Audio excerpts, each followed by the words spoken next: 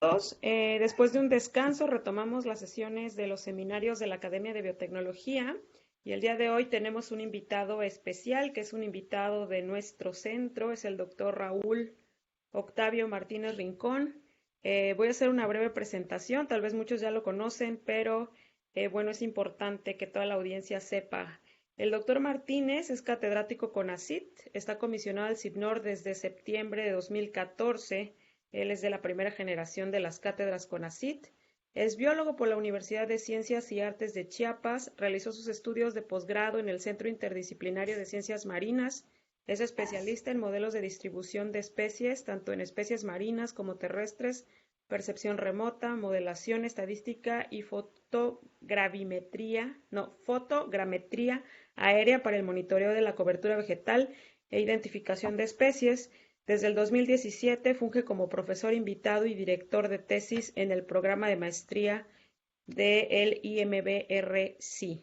Entonces, bueno, dentro de todas sus habilidades, el doctor Martínez tiene amplia experiencia en el manejo de la bioestadística y el día de hoy nos va a impartir una ponencia muy interesante titulada Estadística para diseños experimentales. Entonces, bueno, doctor Martínez, sin más, le cedo la palabra. Muchísimas gracias. Pues bueno, antes que nada, pues muchísimas gracias por invitarme a este espacio.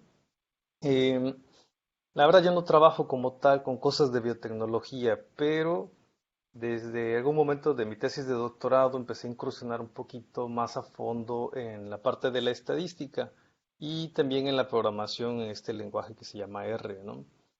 Esto me permitió de alguna u otra manera adquirir ciertas habilidades y herramientas y eventualmente personas me empezaron a consultar sobre el tipo de estadístico que pudieran utilizar para sus datos. Y eventualmente ya con un poquito más de experiencia y sobre todo teniendo acceso a este tipo de información que yo normalmente no manejo, lo que serían datos a partir de diseños experimentales. Ahí entendí cómo realmente hay muchas pruebas estadísticas que están realmente diseñadas para aplicarse sobre estos datos.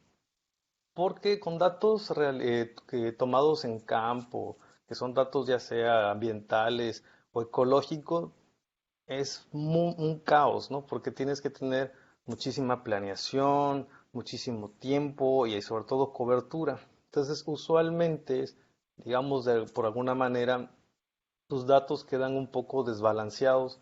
Si por alguna razón no pudiste ir un día al campo, si por alguna razón ese día te falló el experimento o te falló el equipo, etcétera, ¿no? Sin embargo, en este tema en el que quiero abordar un poquito algunos de los métodos estadísticos más utilizados, en el caso de los diseños experimentales, pues es el usuario el que planea cómo se va a ver su diseño previo a que corra el experimento, ¿no? Y esto lo que les permite es precisamente tener un control de cómo va a ser la salida de esta información. Entonces, a manera de resumen, les voy a comentar qué les voy a presentar el día de hoy, ¿no? Voy a hacer una breve descripción de qué es el diseño experimental, sobre todo a nivel de diagrama. Voy a hablarles un poquito de las distribuciones de frecuencias, o sea, los voy a meter un poquito en la estadística básica porque esta parte es muy importante. Luego les voy a hablar de las pruebas de hipótesis y voy a entrar un poquito de detalle en las pruebas estadísticas clásicas que se utilizan precisamente para este tipo de datos que salen del diseño experimental. Por supuesto, en este tipo de estadísticas siempre se manejan en función del número de grupos. Usualmente hay dos grandes categorías, ¿no? Si tienes dos grupos o si tienes más de dos grupos. Sin embargo, también existen datos que no son del tipo categóricos y que pueden ser utilizados en diseños experimentales y hacer uso de otro tipo de estadística. Y al final voy a hacer unas breves conclusiones de esta presentación. Bueno, con respecto al diseño experimental, bueno, más que nadie, y yo que dentro de la comunidad del CIBNOR, casi la gran mayoría de los que están aquí en el área de biotecnología, hacen este tipo de herramienta en el cual hacen una planeación muy buena de algo que ustedes quieren probar. Y esto les lleva en un principio pues a tener su población objetivo, ¿no? Ya sea alguna medición de un extracto, o ya sea alguna medición biométrica sobre alguna planta o un animal, etcétera. En un principio ustedes ya saben cuál es su especie o grupo de interés. Y una vez que tienen esto, diseñan el tratamiento que quieren aplicar. Es decir, es un experimento en el cual van a probar el efecto de alguna sustancia, de algún compuesto o de algún tratamiento físico, si aquí ya así es el caso, para ver este efecto en algún parámetro de su población objetiva. Una vez que aplicaron este tratamiento, pues ustedes esperan cierto tiempo. Pueden ser cuestiones de minutos, horas, días, semanas, etcétera, y hacen un pequeño seguimiento. Pero al final de cuentas, muchas veces el experimento utiliza los datos hasta la parte final, es decir, cuando ya se alcanzó el tiempo deseado del usuario. Y en este momento es donde se hace la colecta de los datos y es el momento de hacer el análisis de los datos. Y usualmente esto se hace en dos maneras. Un análisis gráfico en el cual se involucran figuras, básicamente, y un análisis numérico, en el cual se utiliza estadística descriptiva y sobre todo estadísticos de prueba. Ok, ahora entrando en el tema de las distribuciones de frecuencias, ¿por qué es importante conocerlas? Porque otra vez, las hipótesis de prueba van a ser rechazadas o no en función de la prueba que se esté utilizando y el estadístico de prueba. Es por esto que es importante ponernos en un contexto de alguna manera general y vamos a hablar en este caso en muy particular de la más conocida de todas, que es la distribución normal. Esta distribución normal tiene dos parámetros, que es el promedio y la varianza, y puede ser de una o dos colas, o le dicen la cola menor o la cola izquierda. ¿Ok? ¿Por qué es importante conocer esta? Porque básicamente en esta función de distribución que tenemos acá, podemos observar cómo se agrupan los datos en función de su valor. Y normalmente se utiliza este tipo de diseño que se le conoce como la distribución normal idealizada, en el cual el promedio es cero y la varianza es uno para entender más o menos qué es lo que va a pasar con la información. Lo que podemos ver es que al centro de esta figura, otra vez en donde está el promedio, que es cero, está la mayor densidad de los datos. Entonces, lo que se hace cuando se utiliza la cola izquierda es se acumula la probabilidad, de tal manera que en este caso, y le señalo en esta figura, el intervalo de confianza al 95% de este tipo de distribución y con estos parámetros fijos va desde menos infinito hasta 1.64. Sin embargo, es más utilizado el de dos colas, es decir, nos fijamos del centro hacia afuera, dejamos las colas por fuera. Y es así, el intervalo de confianza al 95% va desde menos 1.96 a 1.96, precisamente en estas áreas sombreadas. Y esto representaría el 95% de tus datos. Este valor de 1.96 es luego utilizado como referencia. Sin embargo, ojo, esto es válido solamente para distribución normal idealizada, es decir, con promedio 0 y varianza 1. La siguiente familia de distribución, que es muy parecida a la distribución normal, es la distribución TD-Student. Esta es súper importante, sobre todo para aquellos que aplican la prueba TD-Student. Esta tiene tres parámetros. El parámetro que entra ahora en juego en esta distribución son los grados de libertad, que usualmente se refieren como al tamaño de la muestra. También es de una o dos colas. ¿Cómo afectan los grados de libertad? Pues básicamente los grados de libertad va a afectar a la dispersión de los datos, de tal manera que mientras más grande sean los grados de libertad, es decir, mayor número de datos cuentes, tu dispersión va a ir disminuyendo. ¿Y a qué me refiero con la dispersión? Pues al intervalo de confianza. Noten que el intervalo de confianza va de 2.2 a 2.2, aquí de 2.04 a 2.04, y aquí cuando tienen 300 datos, ya se acerca al famoso 1.96 de la distribución normal idealizada. Y todo esto también ayuda a soportar lo que se conoce como el teorema del límite central, ¿no? Que mientras más grande sea tu número de datos, tus parámetros muestriales se parecen más a los poblacionales. La siguiente distribución, que es también muy importante y es muy poco conocida, es la distribución F. ¿Y por qué es muy importante? Porque esta va a ser la que va a regir el estadístico F. Y este lo vamos a ver en los análisis de varianza. Este, a diferencia del anterior, tiene 2 grados de libertad. Y este tipo de distribución también es afectado por el tamaño de las muestras o de los grados de libertad. Mientras mayor sean los números, otra vez vamos a tener un intervalo de confianza más estrecho. ¿Okay? Noten que acá, a diferencia de las anteriores, aquí el valor mínimo posible es 0. No se pueden tener valores negativos. ¿Okay? Y entonces solamente valores positivos, y noten cómo se estrecha este intervalo de confianza a mayores números de grados de libertad. ¿Okay? Y finalmente, la distribución chi cuadrada. Esta tampoco es muy conocida, pero es importante porque las pruebas no paramétricas usualmente las utilizan para las pruebas de hipótesis nula. Y vean, aquí solamente hay un grado de libertad, pero al igual que en otros casos, el grado de libertad va a afectar la dispersión. Pero aquí, mientras más grandes sean tus grados de libertad, mayor es la dispersión. No es como en las anteriores.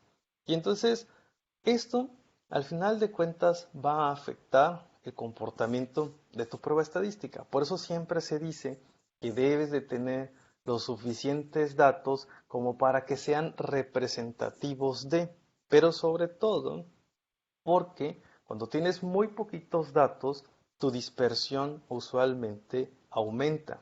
Y entonces es más probable que no puedas rechazar tu hipótesis nula. Y ahorita lo vamos a ver. Entonces, entrando en temas de pruebas de hipótesis, usualmente se formulan dos tipos de hipótesis, dos hipótesis, la hipótesis nula y la hipótesis alternativa. ¿Ok? Y la hipótesis nula es la que casi siempre queremos rechazar, porque si la rechazamos, terminamos concluyendo que hubieron diferencias significativas. ¿Ok? Y sin embargo, la Asociación Americana de Estadística hace todo un debate al respecto porque el uso del valor de P y estas palabras como significancia a veces se utilizan de una manera nada adecuada y hacen que las conclusiones realmente se alejen de lo que era en realidad la prueba estadística. Estas pruebas de hipótesis demandan un valor que es aquel valor que te va a decir cuándo puedes rechazar o no la hipótesis nula. Y básicamente se expresa a niveles de probabilidades. ¿Por qué? Porque una prueba estadística, aparte del valor del estadístico que vas a obtener tu valor de probabilidad asociado. De tal manera que si es mayor o menor a tu valor crítico, rechazas o no tu hipótesis nula. Gráficamente, para ilustrarles un poquito, veamos de qué se trata este rechazo de la hipótesis nula.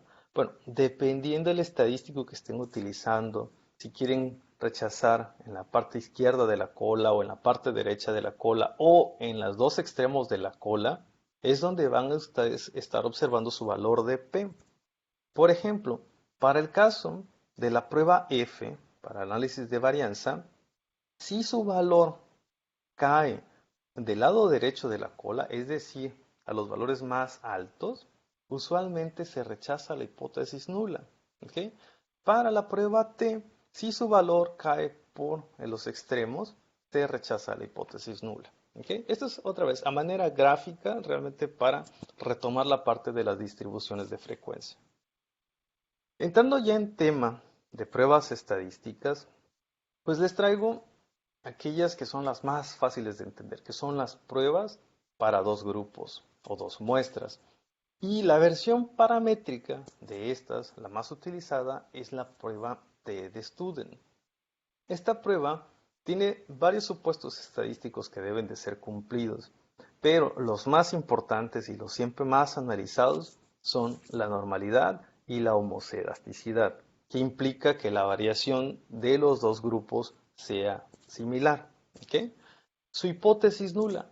Usualmente esta prueba se refiere para determinar si existen diferencias significativas en los promedios, y eso es un error muy clásico. Sin embargo, no es que sea un error tan grave, es una forma de interpretarla, porque la hipótesis nula como tal de esta prueba estadística establece que la verdadera diferencia del grupo 1 con respecto al grupo 2 es igual a 0. ¿Okay?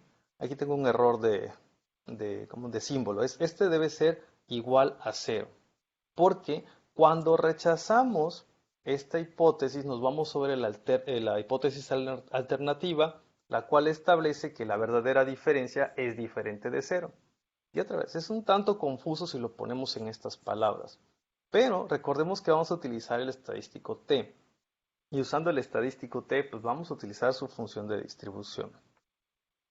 La versión no paramétrica de esta prueba de dos grupos es la conocida como Mann-Whitney, o algunos los conocen también como Wilcoxon. ¿Okay?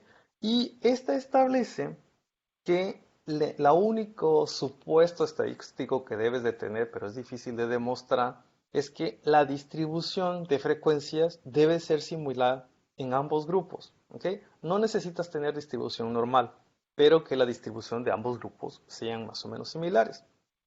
Su hipótesis nula hace alusión a que las diferencias en los rangos es igual a 0 y entendemos como los rangos a las medianas. Entonces, en este caso particular sería más fácil establecer que la hipótesis nula es de que la mediana del primer grupo es igual a la mediana del segundo grupo. Y el estadístico de prueba que se utiliza es el estadístico 1. Bueno, esto es la parte, digamos, teórica muy simplificada de ambas pruebas. A nivel gráfico, normalmente tendemos a expresar los resultados de esta prueba utilizando los promedios de cada grupo y además agregándoles, por ejemplo, en estas gráficas, algunas medidas de dispersión o de tendencia central.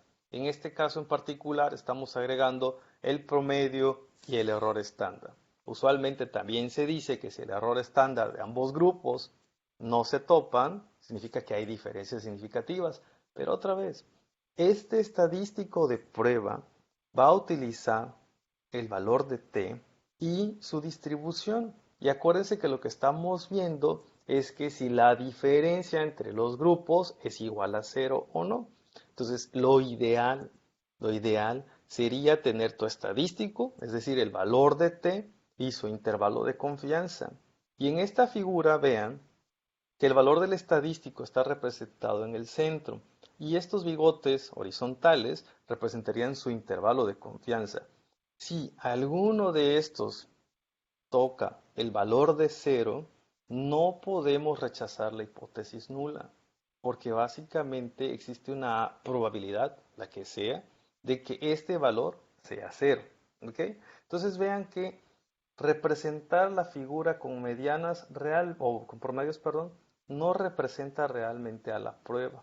Sin embargo, es más fácil de explicar esto que esto. Y por eso, en la comunidad normalmente científica, se utiliza este tipo de figuras en lugar de estas. Un ejemplo, imagínense que tenemos datos de crecimiento de plántulas. Plántulas que fueron tratadas y no tratadas. ¿Okay? Y esto normalmente se conoce como el tratamiento y el control. Y en este caso hipotético, tenemos plantas tratadas con cafeína y las otras que quedaron sin ningún tipo de tratamiento. Entonces tenemos que este tratamiento va a ser conocido como la variable explicativa o la variable independiente. Y la otra es la variable respuesta, es la variable de interés o la variable dependiente. Y en este caso es la altura.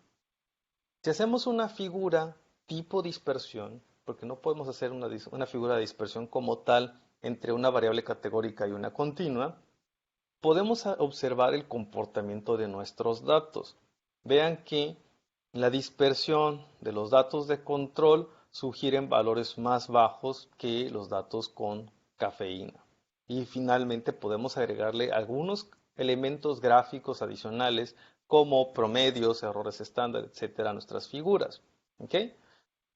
Entonces, para entrar de lleno con la prueba estadística que le corresponde a esta prueba, pues entonces primero veríamos si tienen si cumplen el supuesto de la normalidad. Entonces aplicamos una prueba, la más utilizada, creo que es Kolmogorov. Sin embargo, muchos recomiendan utilizar más Shapiro en vez de Kolmogorov. Y entonces aquí vean que el valor de P es mayor a 5, a 0,5. Entonces, no se casen que si es menor a 0,5, porque aquí la hipótesis nula establecía que los datos provienen de la distribución normal. Al momento de que no podemos rechazarla, pues damos por hecho que los datos se distribuyen normalmente. La prueba de homoscedasticidad también hay varios tipos. Bartlett, Flinier y otros son de los más utilizados. No importa cuál utilicen, lo que sí es importante es que reporten qué estadístico están utilizando. En este caso estoy utilizando chi cuadrada y su valor de probabilidad. Y nuevamente, como es mayor a 0,5, podemos establecer de otra manera que los datos son más o menos homocedásticos, ¿no? Bueno, una vez que se cumplieron los supuestos, nos vamos a aplicar una prueba T-de-Student en la cual, nuevamente, vamos a tener nuestro valor del estadístico y es el estadístico T. Y en este caso vean que es menos 12. ¿Ok? Este es ese valor. ¿Por qué es negativo? Porque se está restando de este grupo a este grupo. Entonces realmente el signo acá, si es positivo o negativo, no importa.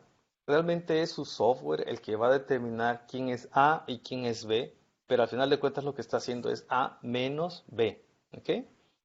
Y el valor de P. En este caso, como es menor a 0,5, pues básicamente concluimos que la verdadera diferencia entre estos grupos no es cero. O sea, es diferente de cero. Pero usualmente en un texto científico lo que vamos a terminar concluyendo es que estos dos promedios son diferentes, ¿ok? Y al respecto también hay un intervalo de confianza, ¿ok?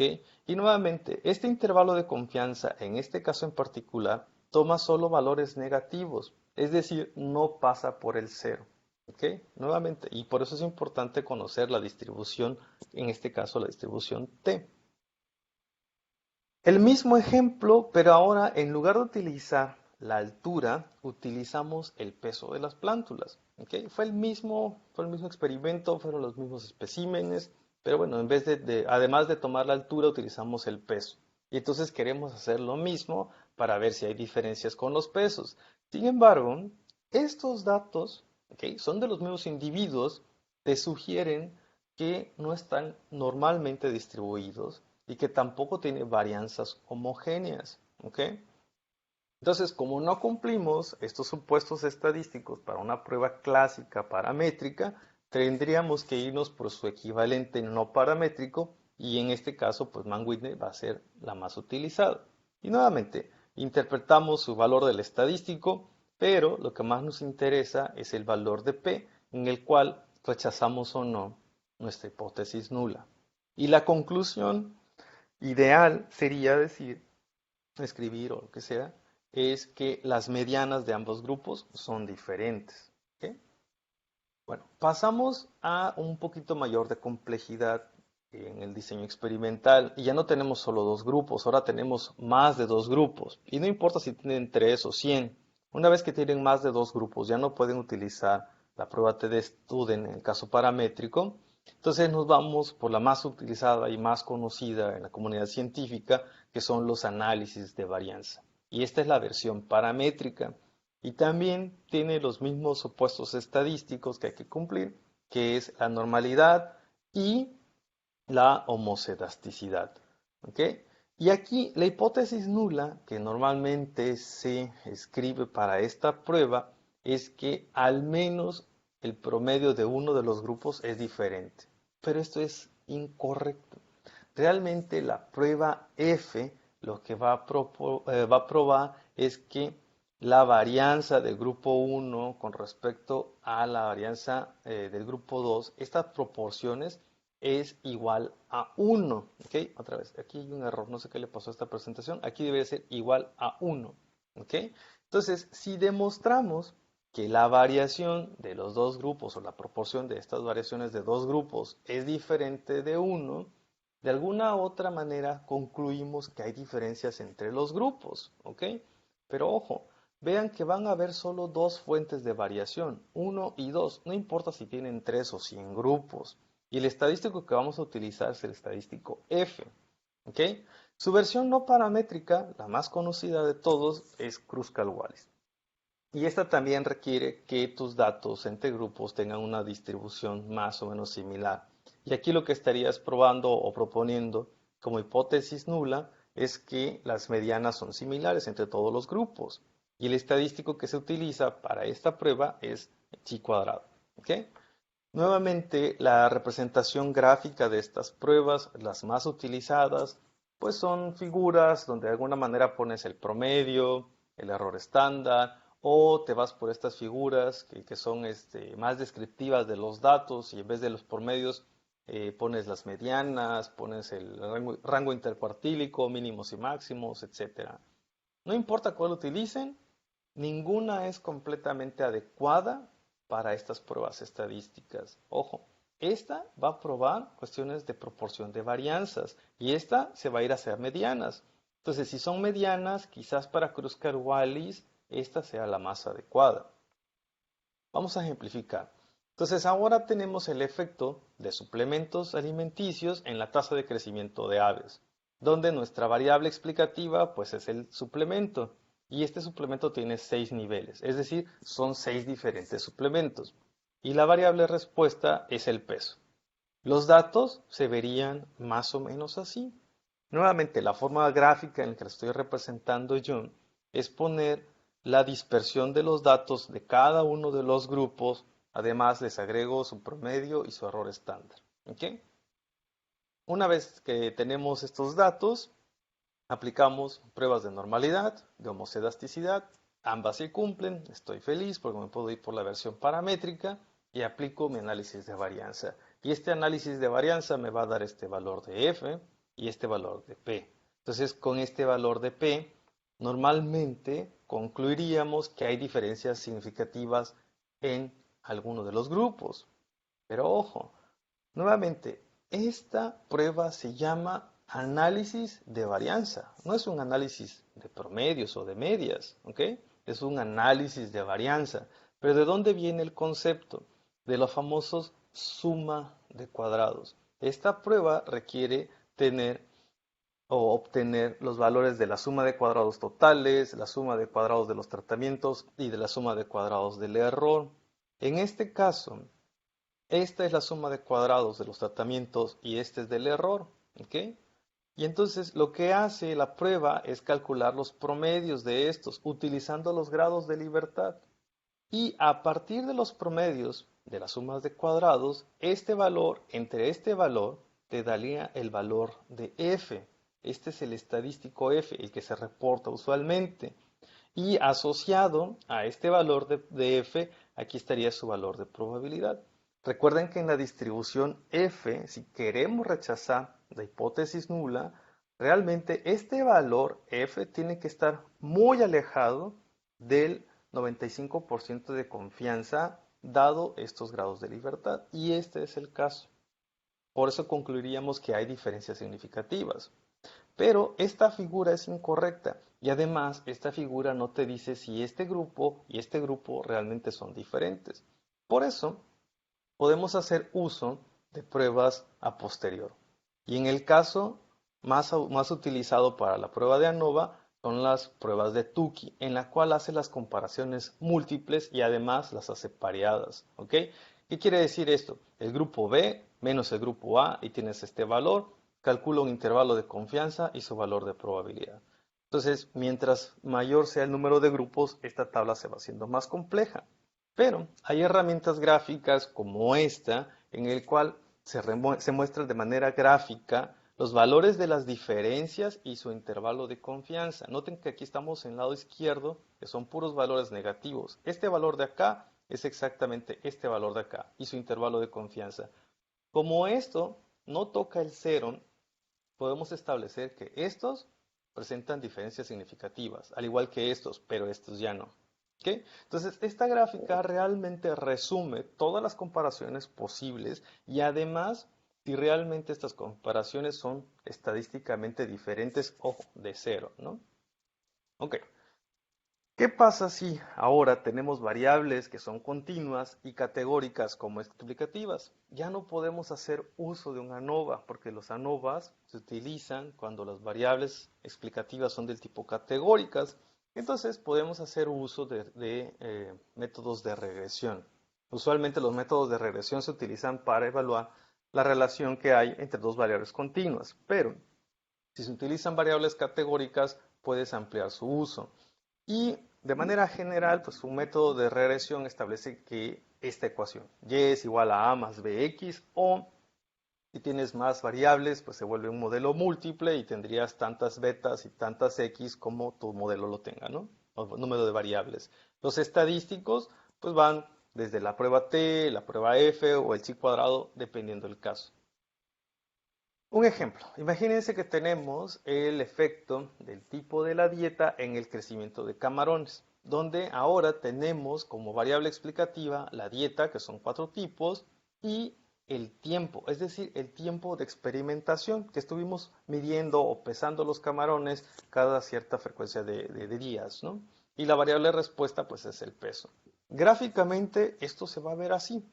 ¿Okay? Donde tenemos el peso en el eje de las Y, el tiempo en el eje de las X y aquí a manera de símbolos o colores representados la dieta. ¿Okay? Si aplicáramos un análisis de varianza, solamente podríamos utilizar la dieta o a menos que transformemos esta variable como tipo categórica y pudiéramos utilizar el tiempo.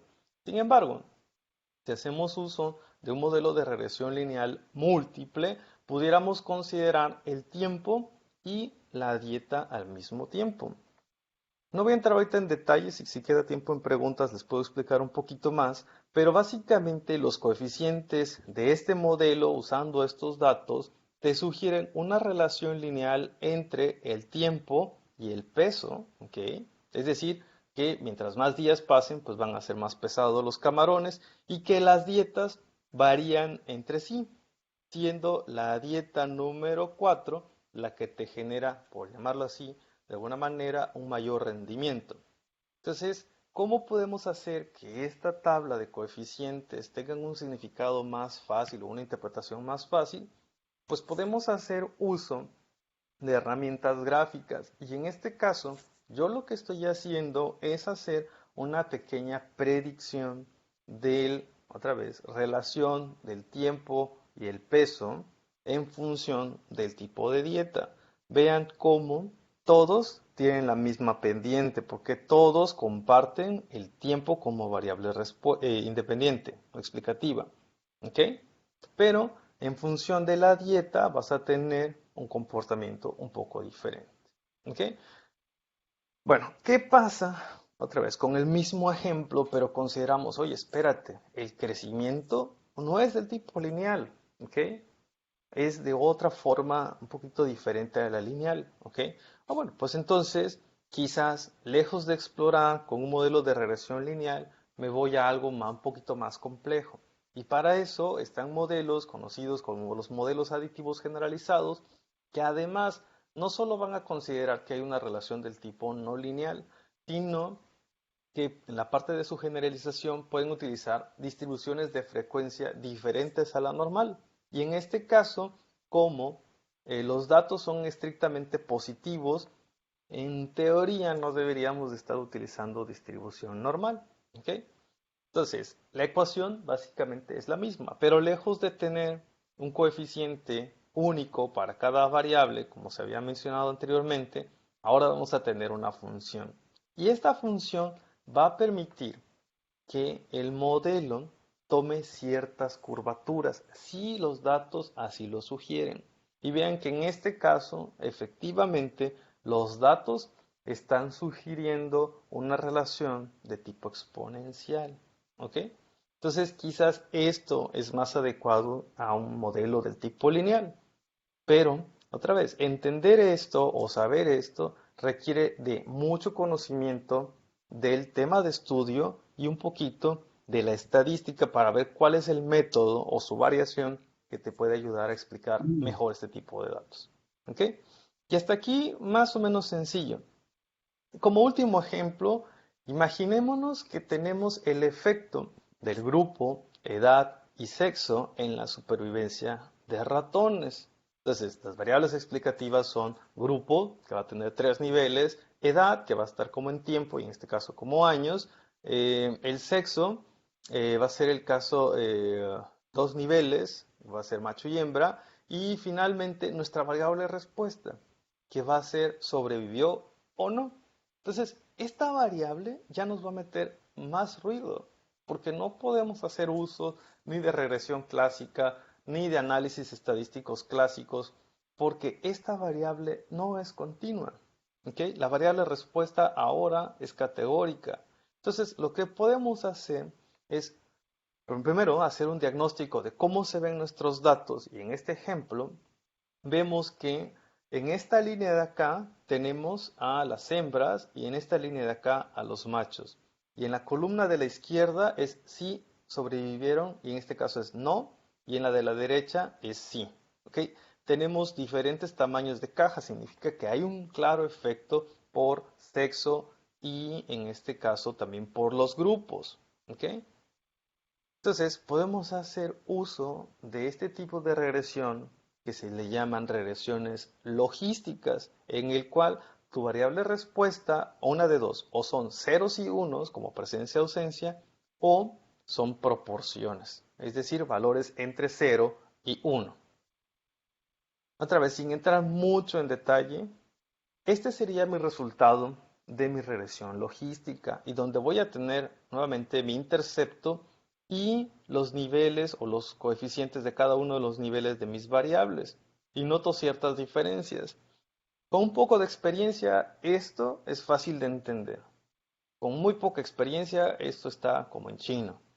Pero si hacemos uso de herramientas gráficas, podemos hacer uso de este tipo de figuras y esto se le llaman figuras de efectos parciales, de tal manera que podemos graficar el efecto tanto de variables categóricas como continuas en nuestra variable respuesta. Y acuérdense que nuestra variable respuesta es si sobrevivieron o no. ¿Ok? Y estas líneas te están sugiriendo que en este grupo sobreviven más que en este grupo, que las hembras sobreviven más que los machos y que los jóvenes sobreviven más que los viejos. ¿Ok? Y esto sería a nivel lineal. Pero si regresamos esto, y vean la escala, si regresamos esto a una escala tipo continua, tipo probabilidades, podríamos ver este tipo de curvas, donde en el eje X, en este caso, yo estoy representando a la edad, y en el eje Y, la probabilidad, y en este caso, como es de supervivencia, pues la probabilidad de supervivencia de estos individuos. Y cada uno de estos renglones representaría cada uno de los grupos de este tratamiento. ¿Ok? De tal manera que pudiéramos ir muchísimo más allá con estos datos a través de una regresión logística. ¿Ok? Entonces, a manera de conclusiones, la estadística es una herramienta numérica que nos permite demostrar el efecto de una variable sobre otra. Las pruebas tienen supuestos y limitaciones.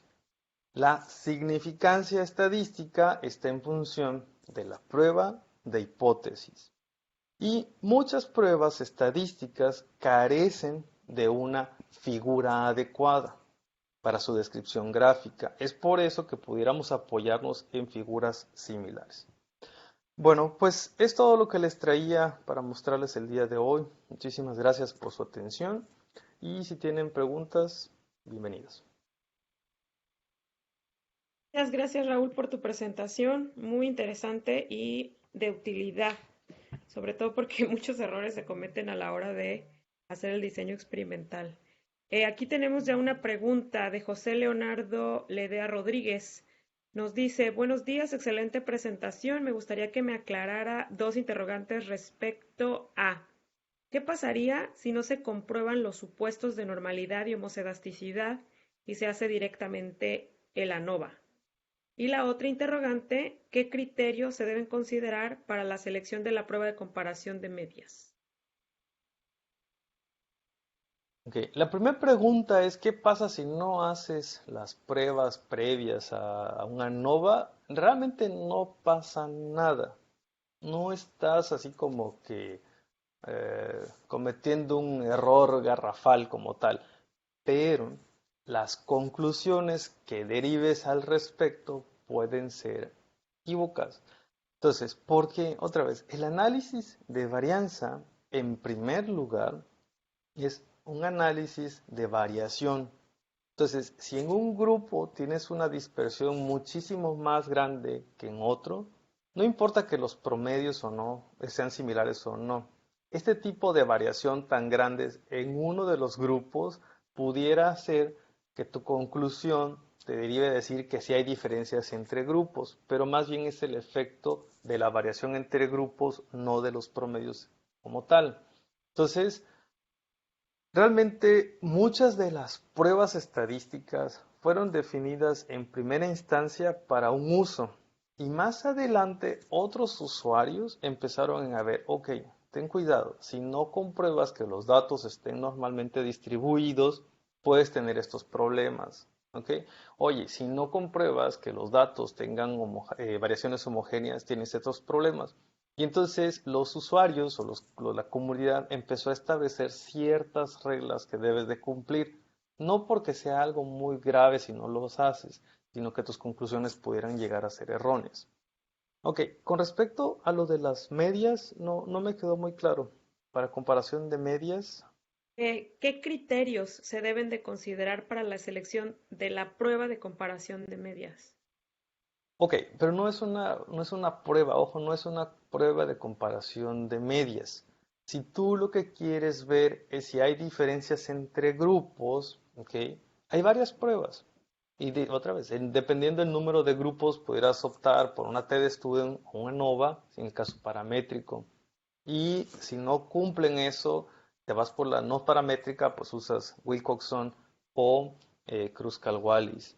Pero no hay como un criterio formal. Casi siempre todos te sugieren, aplica tu prueba de normalidad, homoscedasticidad y después decides si te vas por la ruta paramétrica o no. Y te dice que muchísimas gracias. Con gusto. ¿Alguien más tiene alguna pregunta? Puede levantar la mano. Aquí no veo todavía manos levantadas. Bueno, vamos a esperar un poco. Mientras yo quiero hacer una pregunta también. Ya vimos que, bueno, hay dudas al respecto de qué sucede si no hago las pruebas, anteriores, ¿no? A las comparaciones. Y ese es un error, yo supongo, que puede ser común o no. Y en tu experiencia, ¿qué otro tipo de errores se cometen a la hora de hacer un diseño experimental y aplicar las pruebas estadísticas? ¿Qué es lo más común que has visto?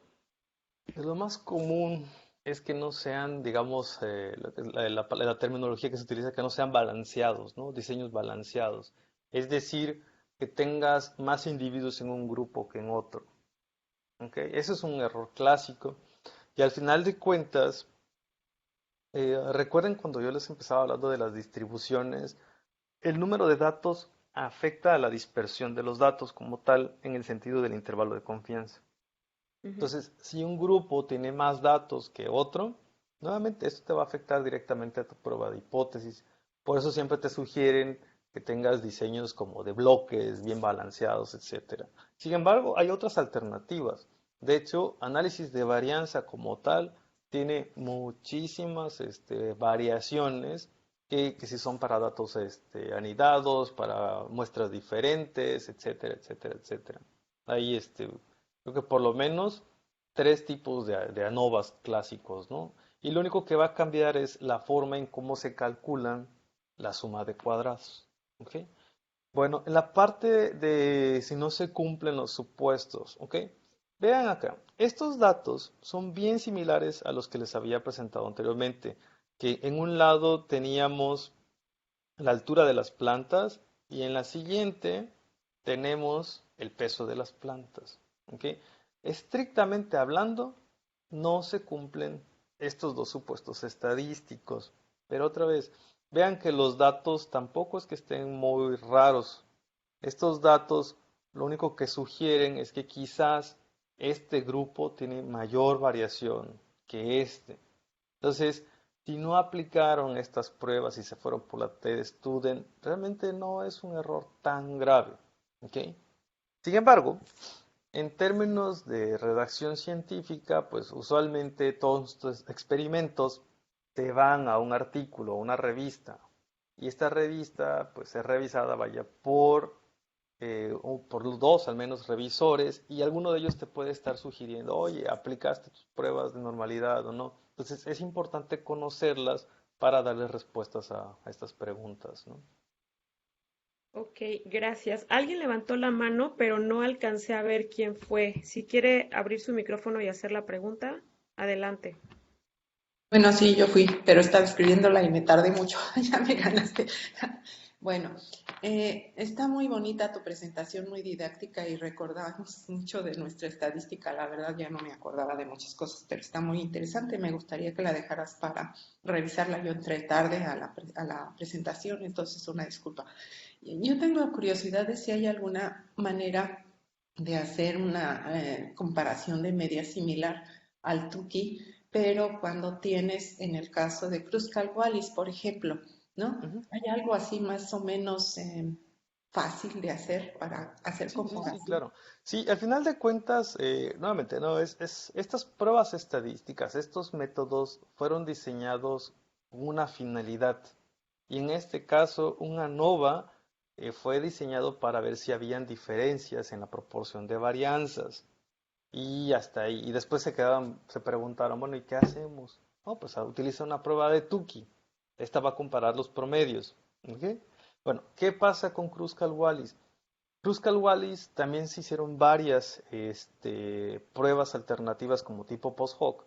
Y una de las más utilizadas es la prueba de Dunn. Se escribe D-U-N-N. Ajá. Esa es la prueba que sería el equivalente. Ok.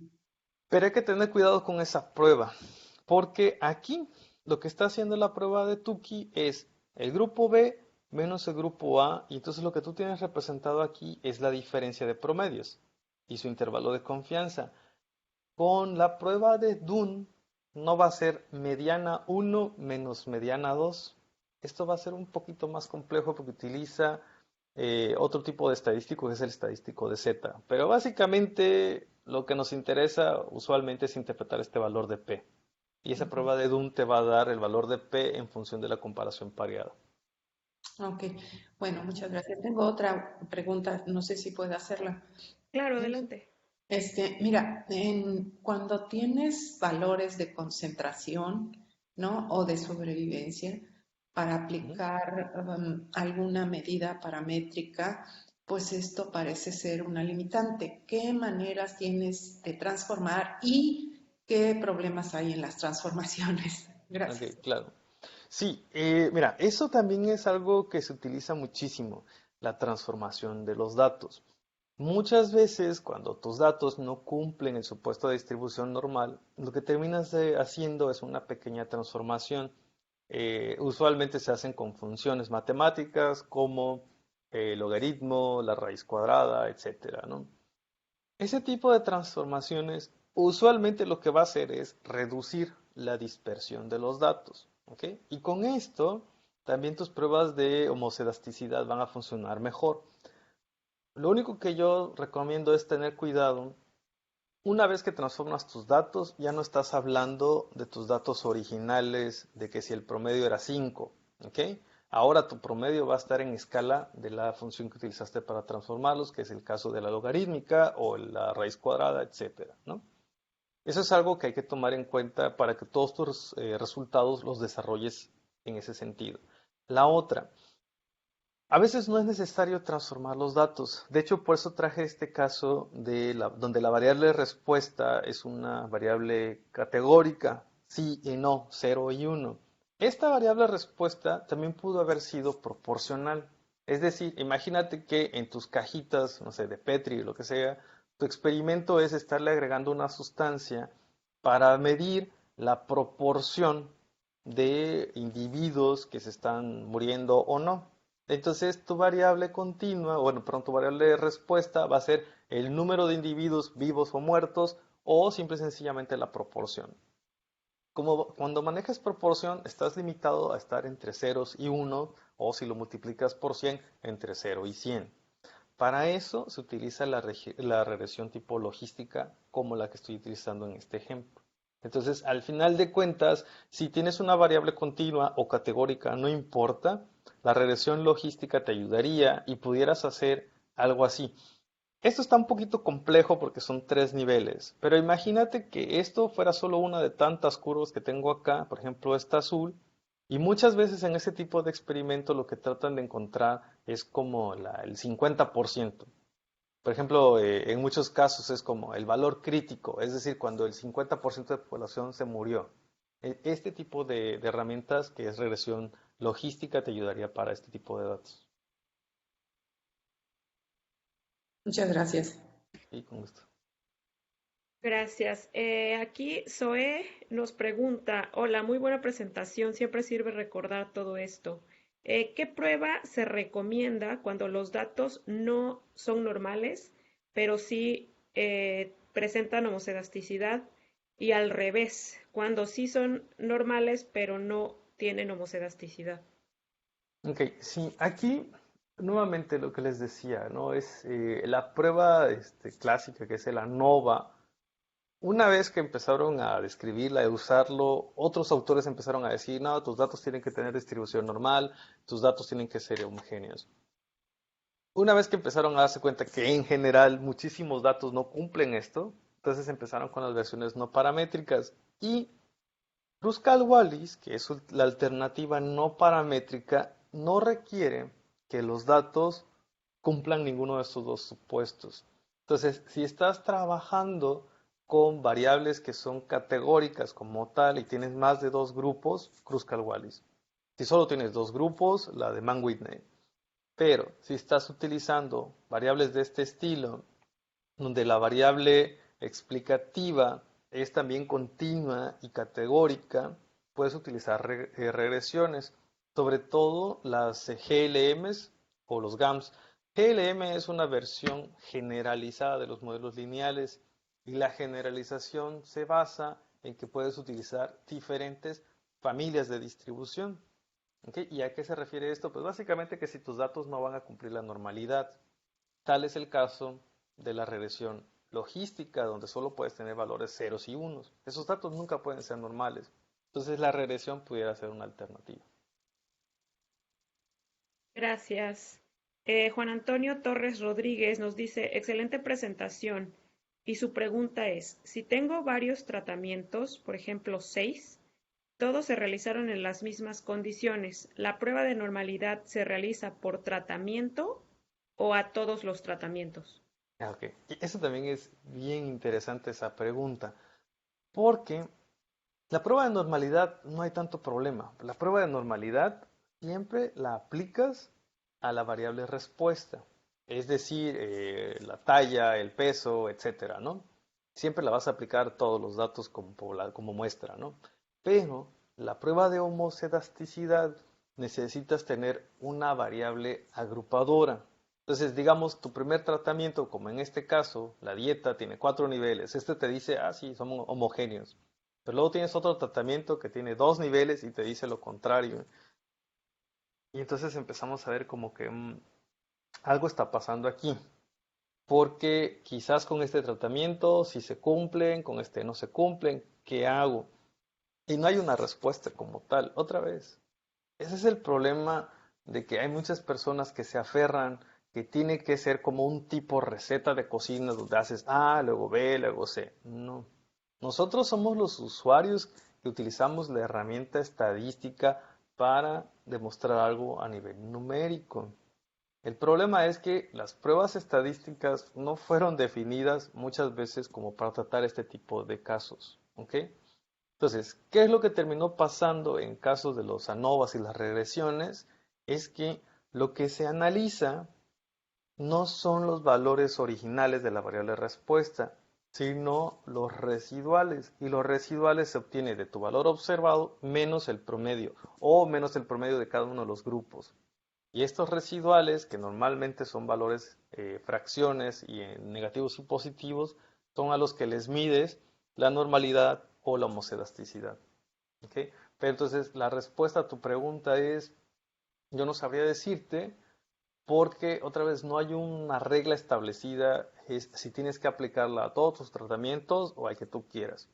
Yo lo que hago a veces de manera como me hago el loco es utilizo el grupo que sí me funcionó bien y ese es el que termino reportando. Ok, muchas gracias.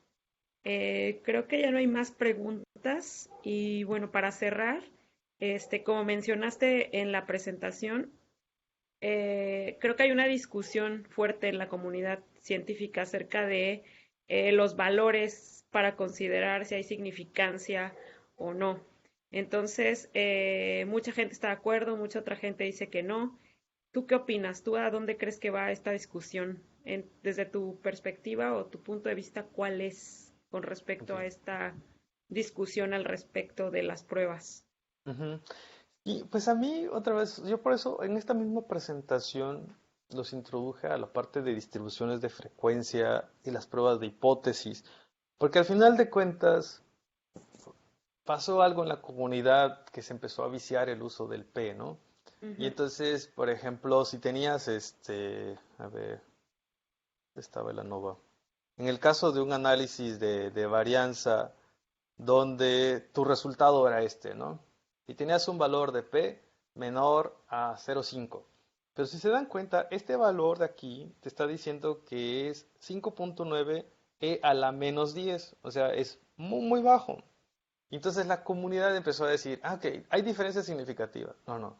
Hay diferencias significativas muy marcadas. No, las diferencias significativas son súper importantes. Y empezaron a utilizar lenguaje asociado para como tratar de resaltar y encontraron que las diferencias son muy grandes. Y entonces ahí es donde la comunidad de estadísticos empezaron a decir, espérense, en primer lugar, la prueba F, que está en la ANOVA, es para ver proporciones, no para promedios. Entonces, mi opinión al respecto es, traten de ver realmente cuál es el estadístico de prueba que están utilizando en su prueba estadística para utilizar su lenguaje, ¿ok? Y eviten decir extremadamente significativos. Sí. Ok, pues muchísimas gracias, Raúl. Ya no hay más preguntas, entonces vamos a dar por terminada la presentación. Te hacemos llegar a tu correo una constancia de participación y agradecemos tu tiempo y todo el conocimiento que has compartido con nosotros. Muchas Oigan, gracias por la invitación. una Ah, última solicitud, ¿Sí? una Sí, solicitud. sí, sí. Esta presentación se me hace muy didáctica, sobre todo para los estudiantes y la gente que no recuerda toda la estadística, así es que sí sería muy interesante si la dejan disponible para consulta o para Sí, claro, recordar. mire, pues este video, pues al final de cuentas, lo comparten, que posgrado, ¿verdad? Ana. sí, De todas normalmente, maneras, eso es algo ah, que les quiero recordar. Normalmente todas las presentaciones que tenemos de invitados especiales se comparten en los canales oficiales de CIPNOR. Entonces, si ustedes van a YouTube posgrado, van a encontrar a través de la unidad de educación a distancia todas las grabaciones de todas las presentaciones de nuestros invitados. Generalmente todas, a menos que haya algún problema o el ponente no quiera que se publique, no se publica, pero todas están ahí. Entonces, bueno, ustedes pueden buscarlas.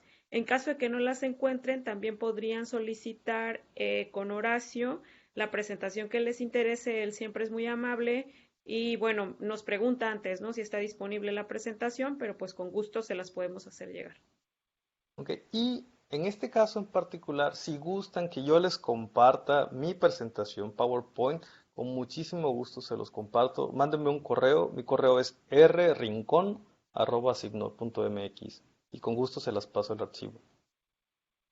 De hecho, pudieras mandarnos la presentación si gustas, Raúl, a través del correo donde se hizo la invitación.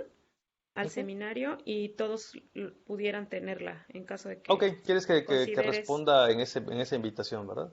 Sí, sí, y ahí ya quien la quiera, pues la puede tener guardada siempre. Ok, perfecto. Entonces así lo hago. Bueno, pues muchísimas gracias a todos, nos despedimos y que tengan todos un buen día. Bye bye. Bye. Muchas gracias.